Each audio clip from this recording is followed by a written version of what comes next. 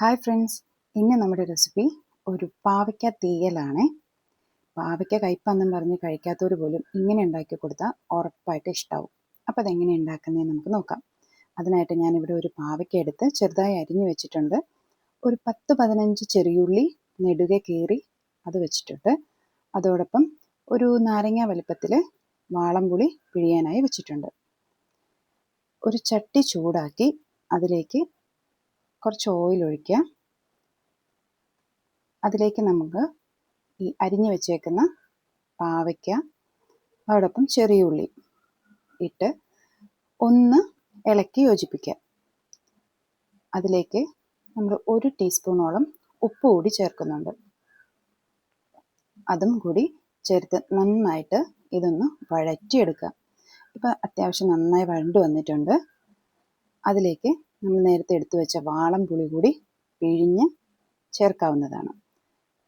വാളംപുളിയുടെ juice കൂടി ഇതിനകത്ത് നമ്മൾ ഒഴിച്ചു കൊടുക്കുന്നുണ്ട്. എന്നിട്ട് നന്നായിട്ടൊന്ന് ഇളക്കി ഒന്ന് മൂടി വെച്ച് നമുക്കിതൊന്ന് വേവിച്ച് മാറ്റി വയ്ക്കാം. അതിനുശേഷം ഒരു പാന് എടുത്ത് ചൂടാക്കി അതിലേക്ക് 1 കപ്പ് തേങ്ങ ഇട്ട് കൊടുക്കുന്നുണ്ട്. അതിൻ്റെ കൂടെ ഒരു 2-3 ചെറിയുള്ളി ചെറുതായി അരിഞ്ഞതും കൂടി ഇട്ട് ഒരു 2-3 കറിവേപ്പില കൂടി ഇട്ടിട്ട് നമുക്കിതൊന്ന് വറുത്തെടുക്കാം. വറുക്കുമ്പോൾ ഒരു ലേശം ഓയിൽ കൂടി ആഡ് ചെയ്യുന്നുണ്ട്. എന്നിട്ടിത് നന്നായിട്ട് ഒന്ന് വറുത്തെടുക്കണം. ഒരു ഗോൾഡൻ ബ്രൗൺ നിറമാകുന്നത് പോലെ നന്നായി വറുക്കണം. ഒരു ലോ ഫ്ലെയിമിലോ അല്ലെങ്കിൽ ഒരു മീഡിയം ഫ്ലെയിമിലോ ഒക്കെ ഇട്ട് വറുത്തെടുക്കുന്നതായിരിക്കും നല്ലത്. ഇതിലേക്ക് കരിഞ്ഞു പോവും. അതിനുശേഷം നമുക്കൊരു ടേബിൾ സ്പൂണോളം മുളക് പൊടി, അതുപോലെ 1 ടേബിൾ സ്പൂൺ മല്ലിപ്പൊടി, 1 ടീസ്പൂണോളം മഞ്ഞൾപ്പൊടി കൂടി ഇതിലേക്ക് ചേർത്ത് അതും കൂടി നന്നായിട്ട് ഇതിൻ്റെ കൂടെ ഇട്ട് ഇളക്കി യോജിപ്പിച്ച് ഒന്ന് മൂപ്പിച്ചെടുക്കണം. നന്നായിട്ട് ഒന്ന് മൂപ്പിച്ചെടുക്കണം. കരിഞ്ഞു പോകാതെ പ്രത്യേകം ശ്രദ്ധിക്കണം കേട്ടോ.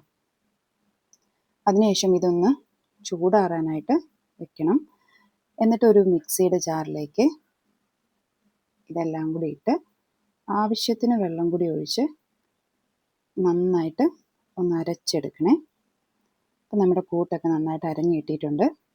ഇനി നമ്മൾ നേരത്തെ വേവിച്ച് വെച്ച പാവയ്ക്കയിലോട്ട് ഈ ഒരു വറുത്ത അരച്ചെടുത്ത കൂട്ടുകൂടി ആഡ് ചെയ്ത് ആവശ്യത്തിന് വെള്ളം കൂടി ചേർത്ത് നല്ലവണ്ണം ഒന്ന് ഇളക്കി യോജിപ്പിച്ചെടുക്കുക. നന്നായിട്ട് ഇളക്കിയതിന് ശേഷമാണ് ഇനി ഞാൻ ഫ്ലെയിം ഓൺ ചെയ്യാനായിട്ട് പോകുന്നത്. ഫ്ലെയിം ഓൺ ചെയ്തതിന് ശേഷം ഉപ്പൊക്കെ നോക്കി ആവശ്യത്തിനുള്ള ഉപ്പൊക്കെ ഇട്ടിട്ട് ഹൈ ഫ്ലെയിമിൽ വെച്ചൊന്ന് തിളപ്പിക്കുക. നല്ലൊരു തിള വന്നതിന് ശേഷം പിന്നെ ഇത് സിമ്മിലേക്കിടുക. എന്നിട്ടൊന്ന് അടച്ചു വെച്ചൊരു 5 മിനിറ്റ്സ് ആ സിമ്മിലിട്ട് കഴിയുമ്പോഴേക്കും ഇതുപോലെ എണ്ണയൊക്കെ ഒന്നിങ്ങനെ തെളിഞ്ഞ് വരും. അതാണ് അതിൻ്റെ ഒരു പരുവം.